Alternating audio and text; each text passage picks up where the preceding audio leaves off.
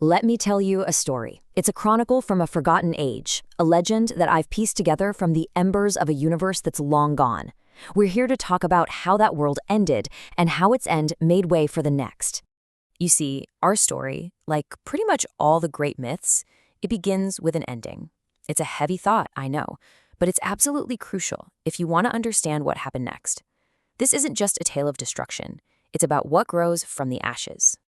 So where does it all kick off? Well, as many of these tales do, it starts with an exile, a lone figure cast out and adrift, trying to find his purpose in a cosmos that's literally tearing itself apart at the seams.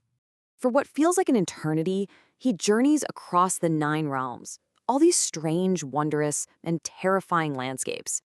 He's just an observer, a wanderer caught between 2 powerful legacies. Behind him is the cold, hard memory of the Iron Rime, a world of absolute, unbending law. But inside him, there's this crimson spark, a flickering heat that's always reminding him of a totally different kind of power. And as he travels, he sees this fundamental conflict playing out everywhere. It's a war between 2 extremes, 2 unbending poles. On one side, you've got the Aesir, the old gods and their law of Iron Rime. Think absolute freezing order. And on the other, the fire giants and their mindless fury, a chaotic, all-consuming inferno. To really get what's going on, we have to look at the old gods first. We have to ask, what happens when you take order to its most chilling, absolute extreme? The Aesir, they called their philosophy stasis, but don't let the name fool you. This isn't peace we're talking about. It's a prison. It's a perfect, unchanging, and totally lifeless state of being, an iron grip that just chokes out any chance for growth or evolution. And our wanderer, he saw the deep flaws in this whole setup. A universe is alive, right? It has to change, it has to evolve. But the Aesir's law, it was way too rigid. It just created stagnation everywhere it touched. It was like this beautiful, frozen corpse of a philosophy, completely unable to adapt. And that made it every bit as dangerous as the chaos it was supposedly fighting. Okay, so if absolute order is just a suffocating prison, then surely its opposite would be freedom, right? Well, that's what our traveler looked at next. He turned his gaze to the other extreme, the primal fire giants. The nature of these so-called monsters was just pure chaos. It was a fire without a hearth, a power without a purpose. It was completely mindless, all-consuming. It didn't want to build anything or conquer anything. It just wanted to burn. Now this guy, with that crimson spark inside him, he understood the power of fire better than anyone. But what he saw in the giants, it was an abomination. It was a force that was too destructive to sustain anything, even itself. Without a higher purpose, without any sort of temperance, it would just lead to the heat death of everything.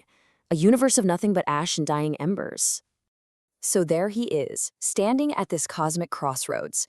He's seen the failure of both extremes, and now he has to make a choice that's going to define not just his own destiny, but the fate of the entire next world. I mean, that was the question, right? Is this it? Are these really the only 2 options the universe has to offer? An eternity locked in a perfect, cold cage of law, or an eternity burning in a purposeless, chaotic fire? His answer was, well, it was simple, and it shattered the very foundations of that old world.